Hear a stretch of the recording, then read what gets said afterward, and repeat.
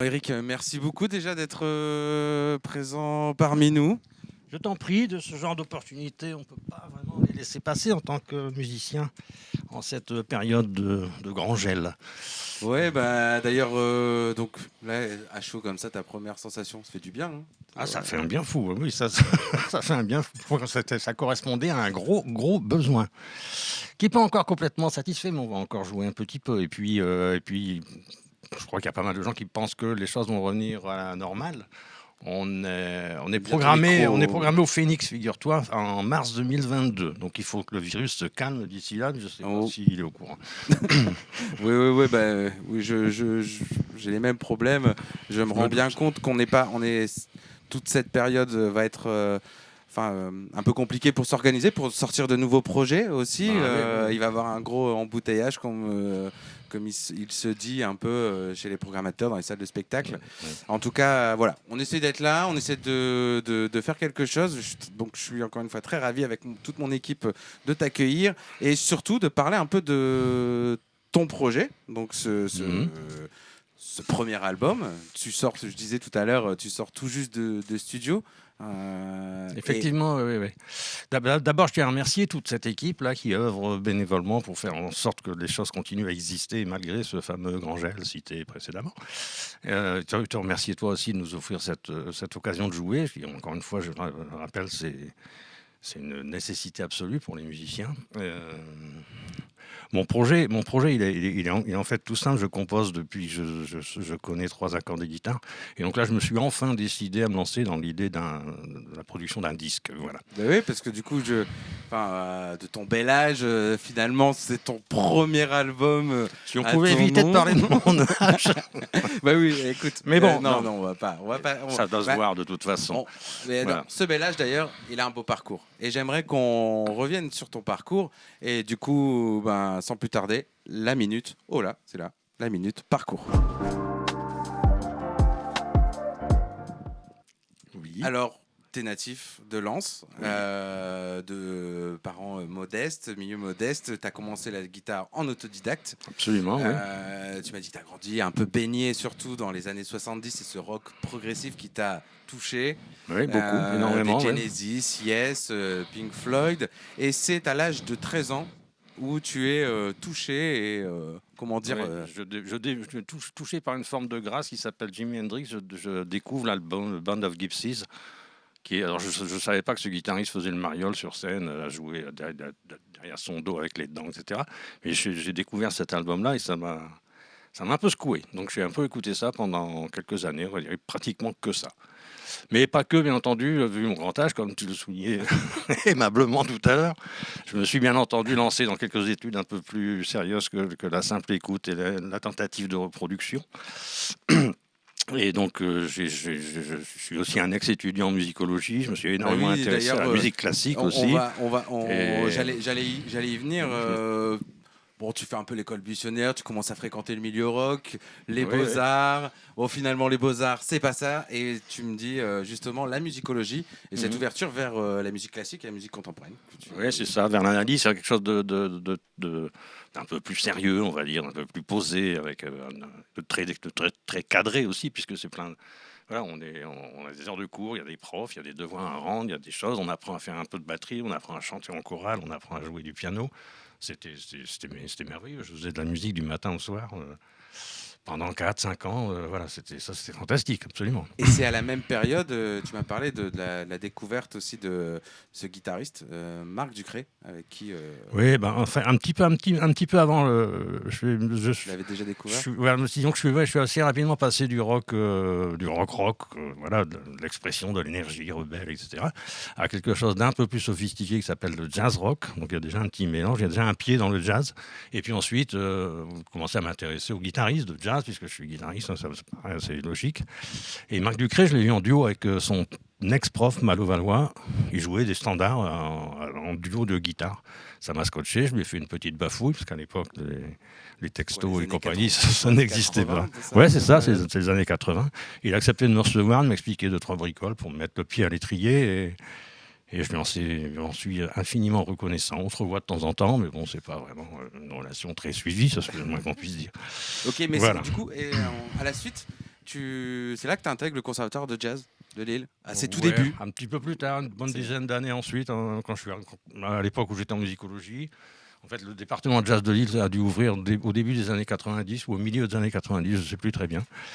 Et donc, bien entendu, j'avais besoin aussi de rencontrer du monde, rencontrer des gens qui ont de l'expérience, qui savent des choses que moi je ne savais pas. Donc, évidemment, je me suis précipité aux inscriptions.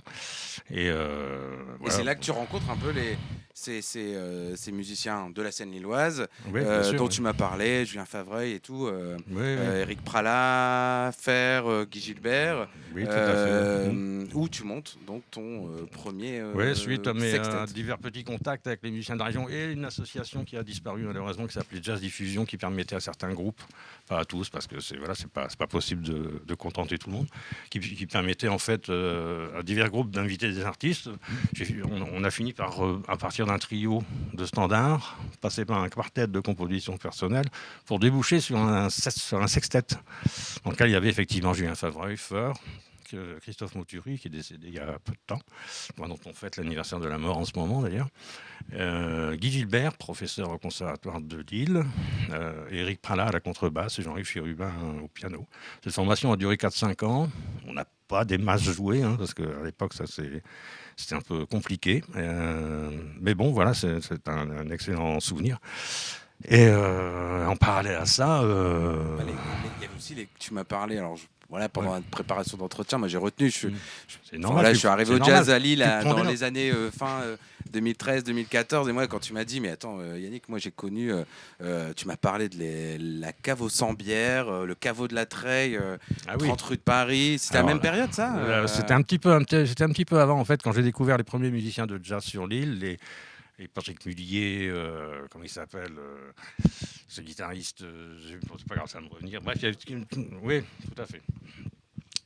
Et tous ces gens-là, en fait, étaient comme moi, avaient envie d'apprendre des choses, de jouer, de pratiquer, de rencontrer du monde, mais il n'y avait pas le conservatoire de Lille. Donc tout le monde se réunissait autour du pianiste qui était censé savoir des choses, à savoir Harry Régio-Bellisson, qui était pianiste de bar, Harry, voilà. qui travaillait donc à Cave aux 100 bières. C'est devenu maintenant un restaurant de viande, je ne sais pas trop. Enfin, bon, bref. Et donc, voilà, au sous-sol de cet établissement, il y avait toujours ce pianiste et une grappe de musiciens autour, avec les instruments, les trombones, les trompettes, les sax, tout ça, pour essayer de choper des trucs, quoi. Voilà. Il a ensuite, quand le département de musicologie a ouvert, on l'a appelé pour donner des cours de jazz. Il était un peu perturbé d'ailleurs par le fait puis surtout d'avoir intégré un truc comme la faculté, quoi. L'université, ça le... Voilà, et puis ensuite, il a essayé de continuer à faire vivre, et vivre aussi de la pratique du jazz des musiciens régionaux à travers la gestion de divers établissements. Ça n'a pas très très bien fonctionné, il faut le reconnaître. Et puis bon, il est décédé, je ne sais plus exactement à quelle époque, je pense à la fin des années 90. Oui, parce que donc aujourd'hui, il faut savoir qu'il y a... pour ceux qui nous regardent, qui ne sont pas de la région, parce que le live stream aussi, c'est ça, c'est cette chance, c'est qu'on peut sortir de notre région, de notre salle, limitée des fois à 50, 100 ou 200 places. Là, on a la chance de faire parler de Lille. Et Lille, aujourd'hui, il n'y a plus de clubs. C'est soit des bars, soit tout de suite des organisations comme Jazz en Or ou Tourcoing Jazz, qu'on remercie, Beaulieu, ou Jazz Aveda, surtout, on reviendra là-dessus juste après. Tu me parlais de cette période, moi j'aurais adoré vraiment connaître ce milieu des clubs lillois. Aujourd'hui, on doit soit aller à Bruxelles, soit à Paris, mais vraiment à Lille, il y a un manque à ce niveau-là. Par contre, bon, il n'y a pas des clubs, mais on a justement des scènes, et c'est là aussi où moi je te connais. La petite anecdote, c'est que je t'ai remplacé il y a quelques années pendant ton congé en tant que prof de musique au collège. Et on s'est croisés là, sur le parvis, entre guillemets, du collège de l'Alain. Je ne t'avais jamais vu, je t'ai découvert après. Et en fait, je vais revenir sur Jazz Aveda. C'est ce qui m'a... où on va d'ailleurs jouer avec mon trio, tout à fait. J'espère la fin de l'année ou l'année prochaine. Comment tu es arrivé à produire, à te mettre à justement la programmation d'artistes ? Bien, c'est pas très. Enfin, c'est assez. Tu m'avais parlé d'une rencontre aussi avec Yves Castet. C'est ça, oui. En fait, Yves Castet avait fondé cette association pour programmer du jazz sur Villeneuve d'Ascq parce qu'il travaillait comme bénévole au festival de Tourcoing. Il s'est aperçu en farfouillant dans les fichiers qu'il y avait pas mal de gens de Villeneuve d'Ascq. Donc il s'est dit qu'il pouvait tenter le coup. Il a eu un petit coup de main de la municipalité. Puis voilà, en 97-18, ça a commencé à fonctionner voilà, avec une équipe de bénévoles qui n'est plus là maintenant. Et moi, j'ai intégré cette association parce qu'ils ont permis à mon sextet de jouer à l'atelier de Béthune que je dirigeais à l'époque, un atelier de musiciens amateurs, de se produire aussi, puis ensuite de mes trios et de divers projets. On ne va pas s'étendre là-dessus. Mais voilà, donc et Yves Castet, voilà, il avait un peu confiance en moi et puis bon, je finis par intégrer l'association et quand il a pris sa retraite, on a dit ce serait pas mal que ce soit un musicien qui gère comme j'étais le seul, hein, voilà. Et ça m'est tombé. Un peu cette responsabilité. Voilà, hein, ça m'est tombé dessus. Et donc voilà, j'ai réussi à obtenir un petit peu de sous supplémentaires par-ci par-là pour faire fonctionner une saison. Une saison d'au moins 8 concerts, c'est pas grand-chose, mais voilà, quand tu parlais de l'absence de club, effectivement, il y avait des endroits. Moi, quand je te parlais de cette préhistoire-là... C'était tous les soirs. Oui, il y avait 4 heures du matin, il y avait des endroits... un peu raconté, il y avait des endroits où c'était possible, mais un réel club de jazz, il n'y en a jamais vraiment eu sur l'île. Il y a eu un essai dont je me souviens, moi, un truc qui s'appelait la boîte à musique, qui a duré quelques années, mais qui s'est planté en beauté. Il n'y a jamais vraiment eu de club ici. Bon, en tout cas, si des gens nous regardent et qui ont envie de prendre un risque en lançant un club de jazz, il y a la place. Il y a les bonnes volontés aussi. Il y a plein d'artistes. Et il y a aussi les carnets d'adresses. Ok, merci. Alors, on va parler maintenant d'un autre domaine. C'est... Avec cette période, Covid, on a tous un peu développé d'autres domaines. Il y en a qui ont appris la cuisine, certains des travaux ou même s'occuper de ses enfants. Donc tout de suite, elle est là la caméra, je demande la minute Covid.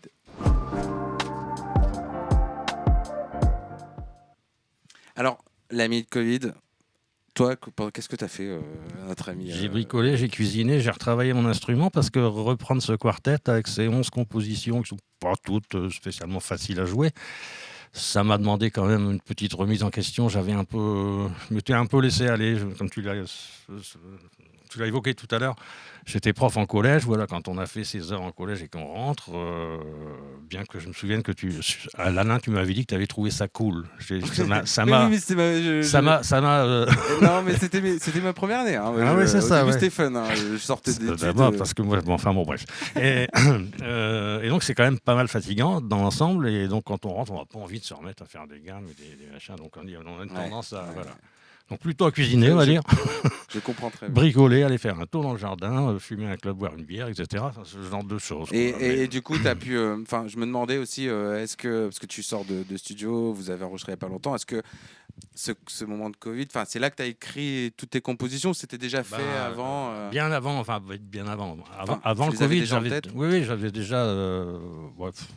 Comme je le disais tout à l'heure, je compose depuis mes premiers accords de guitare. C'est presque une maladie. Donc j'ai toujours un stock de composition assez conséquent. Donc oui. Bon, on s'est fixé sur ces 11-là. J'avais l'intention de faire tourner le quartet un peu pour faire mûrir le projet, puis d'enregistrer. Et puis il y a eu le Covid, donc on a avancé la date de l'enregistrement de façon à ce qu'on reste un peu soudés sur ce répertoire et qu'on vive un peu.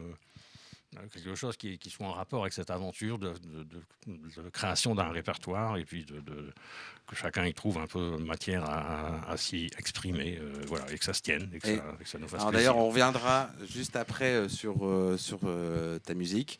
Avant, je voudrais te présenter Julien qui est avec nous. Salut Julien. Et, qui s'occupe de récupérer les réactions des internautes. Et donc, tout de suite, je demande la minute internaute.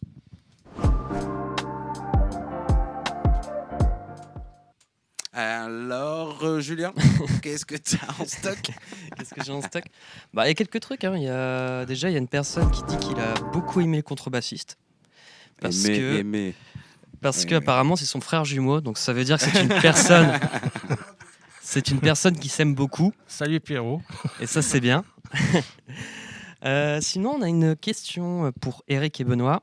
qui dit alors où, quand et comment s'est fait leur rencontre musicale et qu'est-ce qui en particulier a poussé Eric à intégrer Benoît au quartet? Bonne question. Déjà, quand j'ai voulu remonter ce quartet, je me suis rapproché d'un vieux complice en la personne de Eric Navet, qui a déjà beaucoup travaillé avec moi, qui me fait confiance depuis longtemps surtout. Et puis j'ai appelé 2 personnes que je ne connaissais pas très bien et qui ne se connaissaient pas du tout pour faire vraiment un nouveau quartet. On aurait pu appeler des musiciens qu'on connaît déjà sur la région, donc ils ont fait leurs preuves. Alors je vais vous dire, c'est un peu du pif au départ. Bien entendu, je parle de... on est quand même dans un certain niveau de professionnalisme qui ne voilà, entendu leur nom. Voilà. Mais sinon, je n'avais pas imaginé, par exemple, la chimie humaine entre Mathieu et Benoît. Par exemple, entre Benoît et moi, je ne savais pas du tout. Et on verra, quoi. Voilà, c'était un... Donc Benoît, je l'ai rencontré parce que je suis encore une fois le président de Jazz Aveda. Donc j'ai organisé des concerts et donc il était venu avec une formation qui s'appelle avec la formation de Mohamed Abouzekri et puis le voilà qui quitte son Chambéry natal pour venir s'installer dans le Nord. Donc je me suis dit voilà, on va faire travailler le petit nouveau. Il joue très bien, je l'avais entendu sur scène, je l'avais entendu sur disque, voilà. Et c'est un peu la même chose avec Mathieu d'ailleurs. Voilà. Ok. Eh ben, on a une réponse. Hein. Je ne sais plus comment cette personne s'appelait. Est-ce que l'internaute est satisfait? J'espère bien, parce que moi ça me semblait bien précis. Ah bon. Ça me semblait bien. Et puis moi j'en ai une petite dernière aussi, parce que comme on a dit, c'est le premier album, et on peut repréciser aussi que le Kiss Kiss Bang Bang à cette heure-ci, il est à 93% finalisé, donc on n'est pas loin, et que donc j'avais une question, moi, c'était qu'est-ce que représente cet album pour toi après toutes ces années? Pendant très longtemps, je me suis dit la musique que je compose et que je parviens à faire jouer, parce que c'est pas non plus tout à fait commode, mais que je parviens à faire jouer, c'est de la musique de scène. On est en spectacle vivant. Et là, je sais pas si c'est à cause de l'âge. À 63 ans, on commence à se dire qu'on est, comme disait une copine qui aime bien les formules un peu fleuries, on est plus près du marbre que des dragées. Et disait-elle, je vous laisse imaginer la chose. C'est peut-être à cause de cet âge-là, je crois d'ailleurs que c'est tout à fait ça.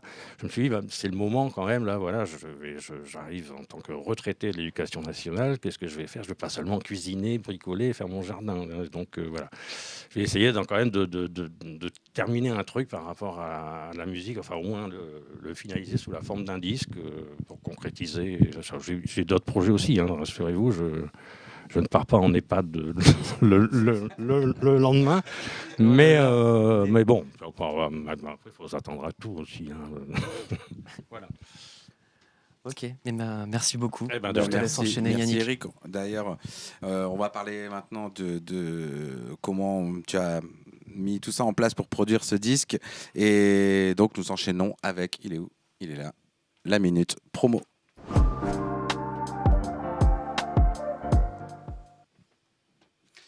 Alors, ça fait quoi de s'occuper de créer un disque tout seul C'est un peu la même chose que de créer des groupes, ce que j'ai fait quand même pendant pas mal d'années. Donc pour ça, je ne suis pas trop dépaysé.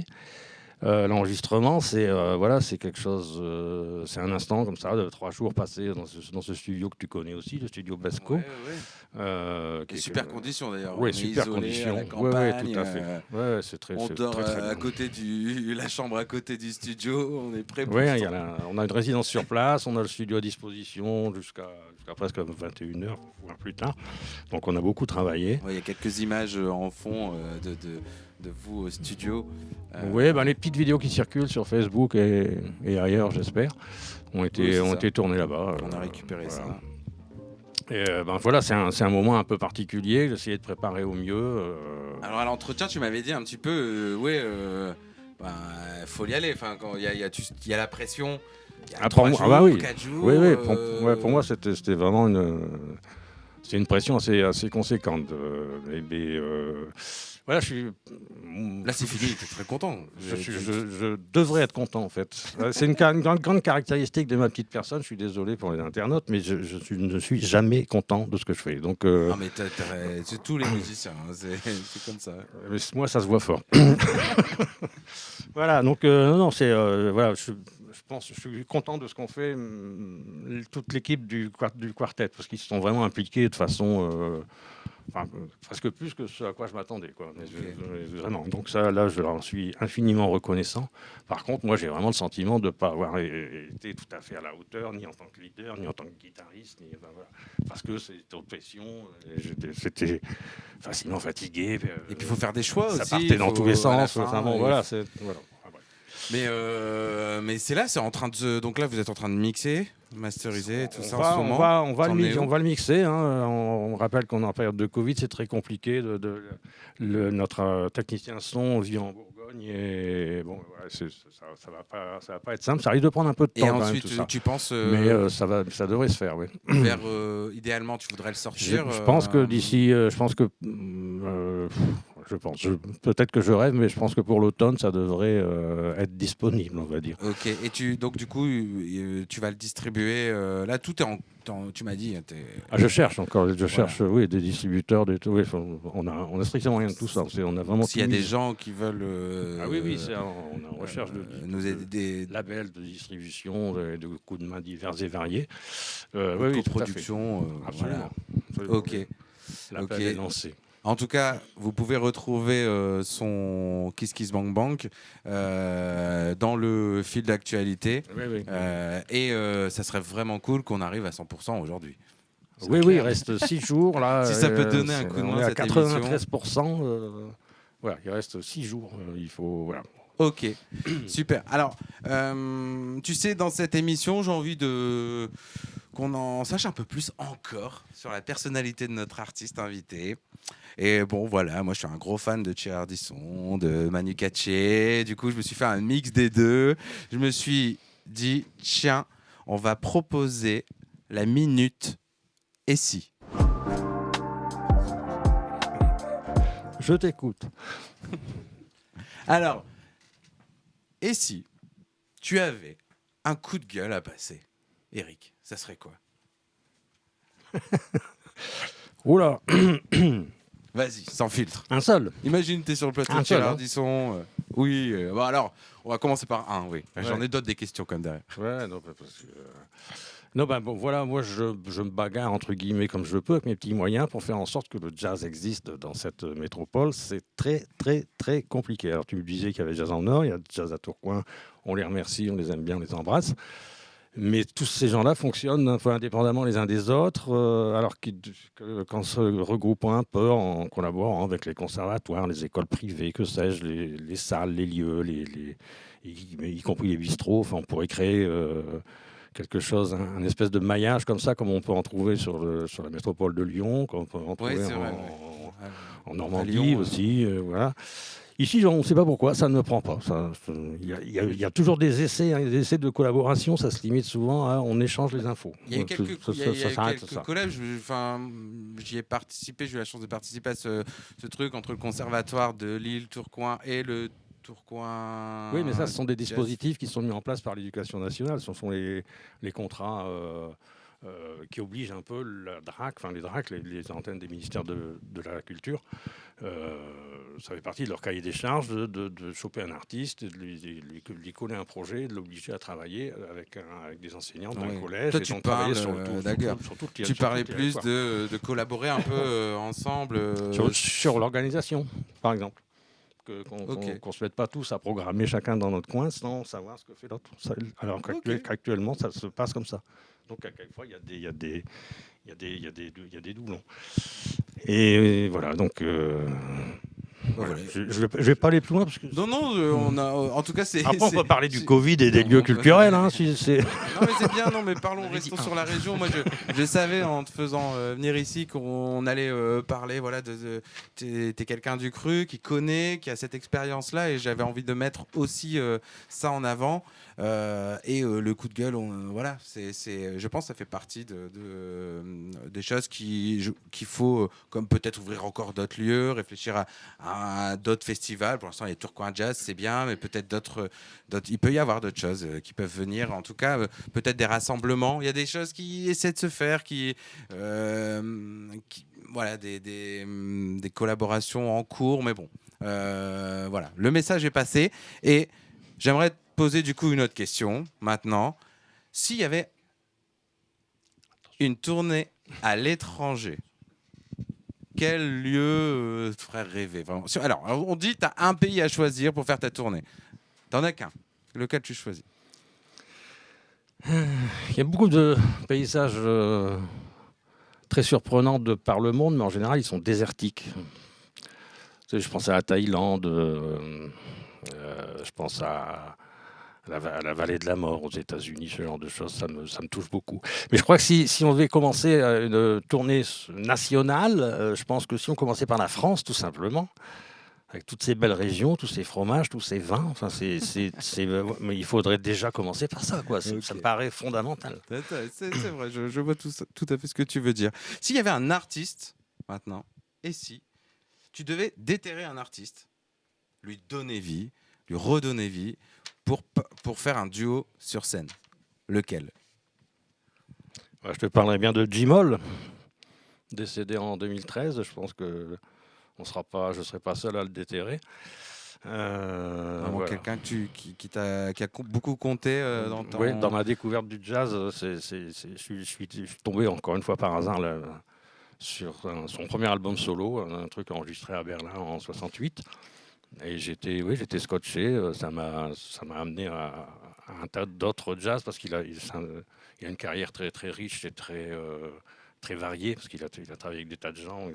Il a fait du jazz latin, mais il a travaillé aussi avec Sonny Rollins, il a travaillé avec Bill Evans, avec Gunther Schuller aussi, il me semble. Enfin voilà, il fait partie un peu de la Third Stream. Enfin, c'est un peu le papa de la guitare jazz moderne, en fait. Des gens comme Abercrombie, Frizzell, Scofield et Pat Metheny ont tous un peu joué en duo avec lui parce que voilà, on joue avec tonton. D'ailleurs, et donc, s'il y a un standard, une version de standard, un album que de jazz de préférence, c'est lequel?